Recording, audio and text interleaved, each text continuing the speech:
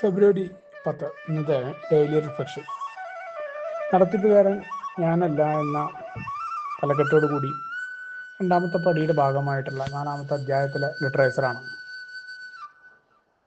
നമുക്കുണ്ടാകുന്ന ഓരോ കുഴപ്പങ്ങളും നമ്മൾ അടിച്ചേൽപ്പിച്ചതാണ്, അത് നമ്മളിൽ നിന്ന് തന്നെയാണ് ഉണ്ടായത് എന്നുള്ള ബോധ്യം നമുക്ക് വരുമ്പോൾ നമുക്ക് പിന്നെ അവിടെ ഒരു കാര്യവും പിന്നത്തേക്ക് നീട്ടിവെക്കാനൊന്നും സാധ്യമല്ല. നമ്മുടെ കുഴപ്പങ്ങൾ നമ്മൾ തിരിച്ചറിഞ്ഞു.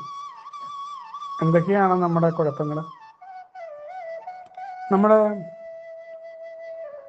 മാനുഷികമായിട്ട് പല കാര്യങ്ങളും നമ്മൾ ഒറ്റയ്ക്ക് കൈകാര്യം ചെയ്തുകൊണ്ടിരിക്കുന്ന പല കാര്യങ്ങളിലും നമുക്ക് കുഴപ്പങ്ങളുണ്ടായിരുന്നു. മറ്റുള്ള മനുഷ്യരുമായി ചേർന്ന് നിൽക്കുന്ന സ്ഥലങ്ങളിൽ, അവിടങ്ങളിലെല്ലാം തന്നെ മറ്റു മനുഷ്യർ നമ്മളൊഴിച്ച് ബാക്കിയുള്ള ആളുകളുമായിട്ട് നമ്മൾ നിരന്തരമായിട്ട് സംഘർഷത്തിലായിരുന്നു എന്ന് നമുക്ക് കാണാൻ പറ്റും. അവിടെയാണ് ആളുകളും സാഹചര്യങ്ങളെയൊക്കെ പലപ്പോഴും നമ്മൾ കുറ്റം പറയുമ്പോഴും നമ്മളാണ് കുഴപ്പം എന്ന കണ്ടെത്തൽ. ഒന്നാമത്തെ പടിയിൽ തന്നെ നമുക്കത് മനസ്സിലാക്കാനായിട്ട് പറ്റുന്നുണ്ട്. അനിയന്ത്രിതമായ നമ്മുടെ ജീവിതത്തിൻ്റെ ഭാഗങ്ങളിലൊക്കെ നമുക്കത് മനസ്സിലാക്കാൻ പറ്റും.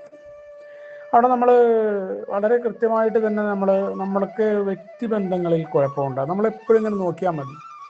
ആൽക്കഹോളിക്സ് അനോണിമസിൽ എത്തിക്കഴിഞ്ഞാൽ പോലും നമ്മൾ ഈ മറ്റുള്ള ആളുകളുടെ കുറ്റങ്ങളിങ്ങനെ പറഞ്ഞ് നടക്കുന്നുണ്ടെന്ന് കരുതുക. ഓരോ ആൾക്കാരെയും വിലയിരുത്തിയിട്ടും അവരെക്കുറിച്ചും ഇവരെക്കുറിച്ചും ഒക്കെ നമ്മൾ അനാവശ്യമായിട്ട് ഇങ്ങനെ നേരിട്ടിട്ട് തന്നെ നമ്മൾ റിമാർക്കുകൾ തൊടുത്തു. കുറച്ച് കാലം കഴിയുമ്പോൾ അത് ഇപ്പോൾ വയസ്സിൻ്റെ പുറത്തായിരിക്കാം, ഞാനൊക്കെ ഇത്ര ഓണം ഉണ്ടവനാണെന്നുള്ള അഭിപ്രായത്തിലായിരിക്കാം, അല്ലെങ്കിൽ ആൽക്കഹോളിക്സ് അനോണിമസിലെ ഒരു പഴമക്കാരനാണെന്ന നിലയിലായിരിക്കാം.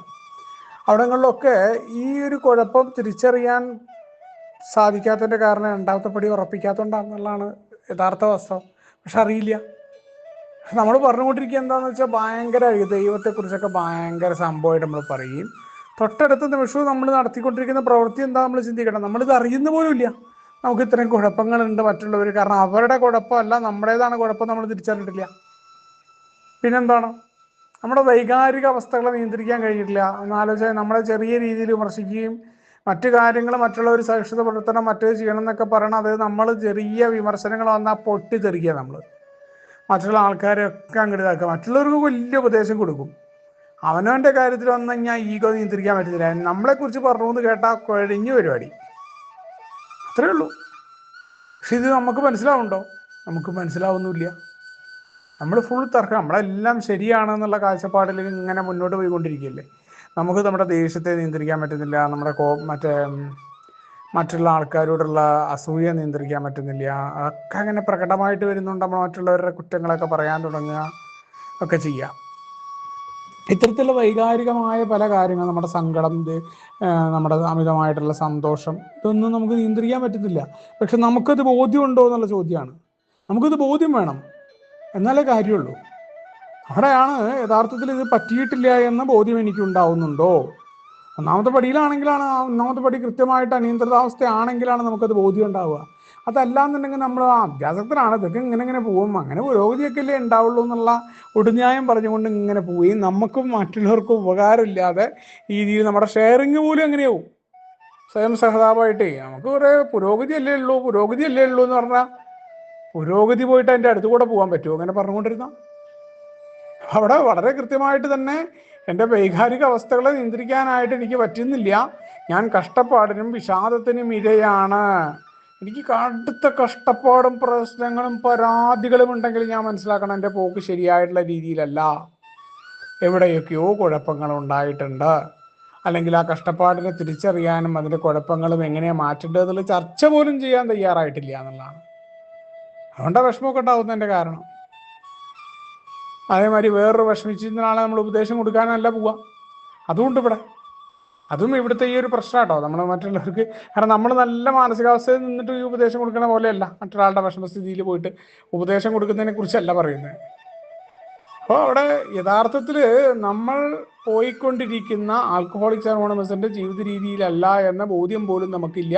മറിച്ച് നമ്മൾ നമ്മുടെ തന്നെ ദൈവം കളിയിലും നമ്മൾ തന്നെയാണ് ഇതെല്ലാം നയിക്കുന്നത്, നമ്മുടെ ചിന്തയിലാണ് പോയിക്കൊണ്ടിരിക്കുന്നത് എന്നുള്ളതാണ് മറ്റുള്ളവരെ വിലയിരുത്തുകയും മറ്റത് ഇങ്ങനെയാവും അങ്ങനെയാവും എന്നുള്ള വിധിക്കലുകളൊക്കെ നടത്തിക്കൊണ്ടിരിക്കുകയും ചെയ്യുന്നത്. യഥാർത്ഥത്തിൽ എന്താ സംഭവിക്കുന്നത്? നമ്മൾ വലിയ ലക്ഷ്യങ്ങളുണ്ട് എന്ന് പറയുന്നത് നമുക്ക് ജീവിതത്തിൽ കടുത്ത വ്യർത്ഥതാബോധമുള്ളവരായിട്ട് നമ്മൾ ആകുന്നു. ആകെപ്പാടെ നമുക്ക് എല്ലാത്തിനെ കുറിച്ചും നമ്മുടെ ഉള്ളിൽ വല്ലാത്ത ഭയമുണ്ട്. അങ്ങനെ ആകുമ്പോൾ എന്താ സംഭവിക്കുക? നമ്മൾ മറ്റുള്ളവർക്ക് പ്രയോജനപ്രദമായിട്ട് മാറാൻ പറ്റില്ല. യഥാർത്ഥ നമ്മുടെ പ്രോഗ്രാം എന്താണ്? മറ്റുള്ളവർക്ക് പ്രയോജനപ്രദമായിട്ട് എങ്ങനെ എന്നെ മാറ്റാം. നമ്മുടെ പ്രാർത്ഥനകളൊക്കെ അങ്ങനെ തന്നെയാണ്. നമ്മളെ ഈ ലോകവുമായി ബന്ധപ്പെട്ടുകൊണ്ട് ഇതിൽ മാത്രമല്ല, എവിടെയൊക്കെ നമ്മൾ ഇടപെടുന്നു, കുടുംബത്തിലായിക്കോട്ടെ, സമൂഹത്തിലായിക്കോട്ടെ, അവിടങ്ങളിലൊക്കെ മറ്റുള്ളവർക്ക് പ്രയോജനപ്രദമായി നമ്മൾ മാറുമ്പോഴാണ് ഈ ലോകവും ഈ ലോകത്തിലെ ആളുകളും അല്ല മാറേണ്ടത് എന്ന ആ തീരുമാനത്തിലോ അല്ലെങ്കിൽ ആ ചിന്തയിലൂടെ നമ്മൾ മാറിയിട്ട് നമ്മൾ സംഘർഷമില്ലാതെ മദ്യത്തെ വീണ്ടും കൊണ്ടുവരാതെ ജീവിക്കാനായിട്ട് നമുക്ക് സാധിക്കുക. അപ്പോൾ അത്തരം കാര്യങ്ങൾക്ക് നമ്മൾ തയ്യാറാകുമ്പോഴാണ് ഒരു വലിയ ശക്തി. ഒന്നില്ലെങ്കിൽ വലിയ ശക്തിയാണ് ഇല്ല, അതെല്ലാമാണ്. അതിൽ നിന്ന് ഞാൻ പ്രവർത്തിക്കേണ്ടതുണ്ട് എന്ന് കരുതണം. അതല്ല എന്നുണ്ടെങ്കിൽ അതൊന്നുമല്ല. എങ്ങനെ വെച്ചാൽ പോട്ടെ, ഞാനിപ്പോൾ പോയിക്കൊണ്ടിരിക്കുന്ന രീതിയിൽ പോകാം. അവിടെയാണ് ഈ എൻ്റെ ദൈവം എന്നൊക്കെ പറഞ്ഞുകൊണ്ടിരിക്കുകയും ഇതിനെ പ്രവർത്തിപ്പിക്കാതിരിക്കുകയും ചെയ്യുന്നത് തന്നെയാണ്. അവർ യഥാർത്ഥത്തിൽ എന്താണ്? ദൈവം എല്ലാമാണെന്ന് പറഞ്ഞുകൊണ്ട് കാര്യമില്ല. അതുകൊണ്ട് ഇവിടെ ദൈവമാണ് ഡയറക്ടർ എന്ന് പറഞ്ഞു കഴിഞ്ഞാൽ ഈ പറയുന്ന കാര്യങ്ങളിലൊക്കെ മാറ്റം ഉണ്ടാവാൻ തുടങ്ങും. എൻ്റെ ഓരോ പ്രവർത്തികളിലും മാറ്റം ഉണ്ടാവും, എൻ്റെ ഓരോ ചിന്തകളിലും മാറ്റം ഉണ്ടാകുമ്പോൾ തീർച്ചയായിട്ടും അത് പ്രവൃത്തി പദത്തിലേക്ക് എത്തും. അപ്പോഴാണ് ഞാനല്ല ഡയറക്ടർ എന്ന് പറയുമ്പോൾ എൻ്റെ പെരുമാറ്റം, എൻ്റെ ഷെയറിങ്ങിൽ പോലും മാറ്റങ്ങൾ ഉണ്ടാകും. എന്നെ കൊണ്ട് പ്രയോജനപ്രദമായി മാറാൻ പറ്റും. ഞാൻ നിരന്തരമായിട്ട് ഒരേ കാര്യങ്ങൾ മീറ്റിങ്ങിൽ പറഞ്ഞുകൊണ്ടിരിക്കില്ല. മറ്റുള്ളവരുടെ ഞാനാണ് ഇതെല്ലാം ഡയറക്ടർ ചെയ്യുന്ന എന്നുള്ള ഭാവത്തിൽ മീറ്റിങ്ങിൻ്റെ മുതലാളിയായിട്ട് ഞാൻ ഇരിക്കില്ല. അല്ലെങ്കിൽ മറ്റുള്ളവരെ കേൾക്കാതെ എൻ്റെ മാത്രം കാര്യങ്ങൾ പറഞ്ഞുകൊണ്ട് പോവില്ല. ഞാൻ സ്വയം സഹതാപം മീറ്റിങ്ങിൽ പടർത്തി വയ്ക്കില്ല. ഞാൻ പ്രവർത്തിക്കുന്ന കുടുംബത്തിലായിക്കോട്ടെ അല്ലെങ്കിൽ സമൂഹത്തിലായിക്കോട്ടെ, എവിടങ്ങളിലൊക്കെയാണ് എൻ്റെ പ്രവർത്തനങ്ങളുള്ളത്, അവിടങ്ങളിലൊക്കെ തന്നെ പ്രയോജനപ്രദമായിട്ട് മാറുന്ന ആളായിട്ട് മാറാനായി സഹായിക്കുന്ന വലിയ ശക്തി.